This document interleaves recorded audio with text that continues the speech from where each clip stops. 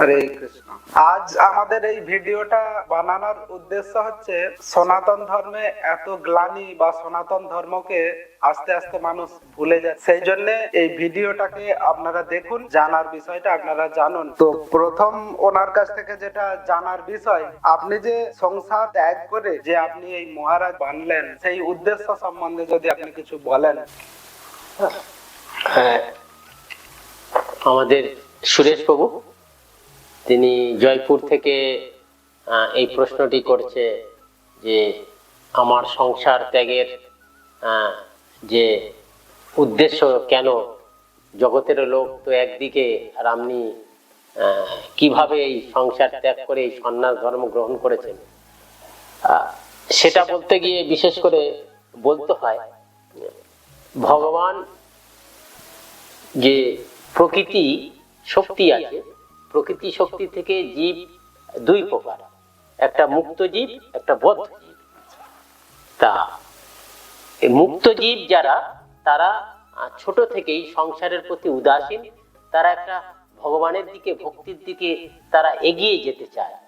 হ্যাঁ, আর বদ্ধ জীব তারা থেকে নিত্য বদ্ধ, নিত্য কৃষ্ণ বহির্মুখ, নিত্য সংসার ভুঞ্জে, নিত্য নরকাদিত। এরা তো একদম মায়ার, যে ভগবানের আর একটা শক্তি আছে মায়া শক্তি, এরা ওই নিত্যবদ্ধ ভগবানের মায়া শক্তির মধ্যে প্রবেশ করে তারা এই মায়ার সংসারটাকে সবকিছু করে নেয়। তা সেই জন্য এরা অনাদিকাল থেকে মায়ার সংসারে থাকে, ভগবানকে ভুলে যায়, তাদের কোনো নিত্য শান্তির ঠিকানা আর ভগবানকে ভক্তি লাভের কোনো রাস্তা নাই। তাই এটা হয় অ্যাকচুয়ালি সুকৃতি থেকে। একটা আছে সুকৃতি আর পুণ্য। তা পুণ্যতে মানুষ স্বর্গে যায়, ওর উপরে যেতে পারে না। আর সেই স্বর্গের পরে বিরজা অর্থাৎ মুক্তি লাভ করতে হয়, মুক্তি লাভ করার পরে ভক্তির রাস্তা ধরতে হয়। তা সেই জন্য এর সেই ভক্তির রাস্তা একমাত্র সুকৃতির প্রয়োজন। সুকৃতি দুই প্রকার, জ্ঞাত সুকৃতি, অজ্ঞাত সুকৃতি। তা ভক্ত আর ভগবানের সেবার দ্বারায় সুকৃতি লাভ হয়। হয়তো ভগবানের পূর্বে জন্মের কোনো সময় অজ্ঞাত সুকৃতি হয়তো করেছিলাম, অজ্ঞাত ভাবে কোনোদিন হয়তো ভগবানের কোনো একটা ব্রত করে ফেলেছিলাম, অজ্ঞাত ভাবে হয়তো ভগবানের কোনো একটা সেবা করে ফেলেছিলাম, বা গুরু বৈষ্ণবের সেবা করে ফেলেছিলাম। সেই সুকৃতিটা আমার হৃদয়ে পঞ্জীভূত হয়েছিল। তারপরে বাল্যকালের পরে যখন যৌবনে পদার্পণ করেছিলাম, তখন এই সংসারটা আমার কাছে ভালো লাগতো না। তখন কাহা যাই কাহা পাই ব্রজেন্দ্র নন্দন, কোথায় গেলে ভক্ত সঙ্গ পাবো, কোথায় গেলে সাধু সঙ্গ পাবো, একটু হরিকথা শুনবো, একটু মঠ মন্দিরে যাব, ভাগবত কথা শুনবো, এইটা মনের মধ্যে খুব একটা প্রভাব ফেলতে লাগলো। তখন আমার একজন পরিচিত যে কাকা ছিল, ওনাকে বললাম, উনি তখন বললেন, যাও তুমি বাগবাজার মঠে যাও।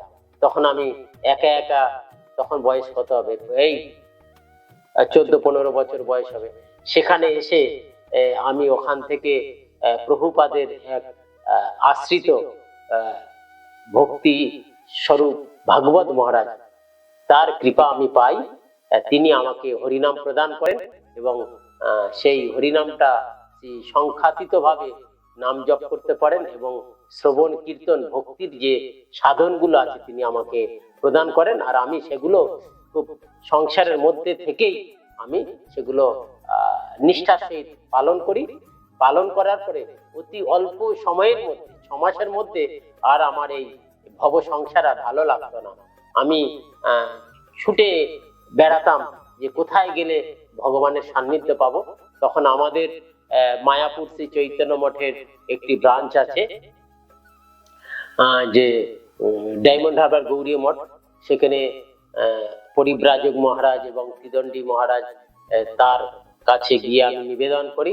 তিনি বলেন, বাহ, তুমি এখানেই থাকো। তাই সেখানে ভগবানের নিত্য সেবা পূজা 24 ঘন্টা দিয়ে 24 ঘন্টা ভগবানের ভজন সেবা পূজা, এতে আমার মন খুব একদম ভক্তিতে আপ্লুত হয়ে গেলাম।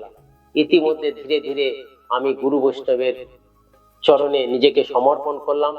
গুরুদেব আমাকে দীক্ষা মন্ত্র দান করলেন। চৈতন্য মঠের আচার্যদেব ত্রিদণ্ডী স্বামী ভক্তি প্রজ্ঞান জ্যোতি গোস্বামী মহারাজ, তিনি পুনরায় আমাকে সেই গান্ধার্বিকা গিরিধারীর সেবায়, প্রভুপাদের সেবায় নিযুক্ত করলেন।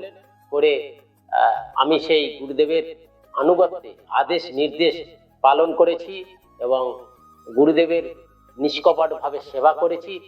করাতে তিনি সন্তুষ্ট হয়ে আমাকে যে দীক্ষা মন্ত্রের আরো শ্রেষ্ঠ ত্যাগীর যে একটা আশ্রম, যে সন্ন্যাস ধর্ম, তিনি আমাকে সন্ন্যাস দীক্ষা দিয়ে আমাকে ভগবানের যে গোপী ভাবে ব্রজে যে মন্ত্রের দ্বারায় রাধারানীর গণে গুণিত হওয়া যায়, তার জন্য তিনি আমাকে গোপী মন্ত্র দান করে, তিনি আমাকে ত্রিদণ্ডী সন্ন্যাস প্রদান করে আমাকে কায় মন বাক্যে নিরন্তর প্রভুপাদের সেবায়, গান্ধার্বিকা গিরিধারীর সেবায় নিযুক্ত করেছে। করে আমার এই অনাদিকালের যে মনুষ্য জন্মের জীবনের একটা শ্রেষ্ঠ পথ প্রদান করেছেন। এই পথকে অবলম্বন করে আমি কৃষ্ণের পাদপদ্মে কৃষ্ণ সেবায় এবং রাধা গোবিন্দের প্রেমে আপ্লুত হয়ে পরমানন্দ প্রাপ্ত হয়েছি। আর সমস্ত ভক্তদেরও বলবো, তারাও যেন এই রকম কৃষ্ণ প্রেম, কৃষ্ণ ভক্তি ভক্তের কাছে থাকে। সেই জন্যে তারাও যেন ভক্তের আনুগত্যে থেকে ভক্তের আদেশ নির্দেশে এই ভক্তি যাজন করে তারাও এই রকম কৃষ্ণ প্রেমে, কৃষ্ণ সেবায় নিজের জীবন সমর্পণ করুক। করলেই তবে মনুষ্য জন্ম সার্থক হবে। জয় নিতাই গৌর হরিবোল। সুপ্রিয় গৌর ভক্তবৃন্দরা, আপনাদের চরণ কমলে জানাই প্রণাম। আজকের ভিডিওটা এই পর্যন্তই। আশা করি আপনাদের ভিডিওটা ভালো লেগেছে।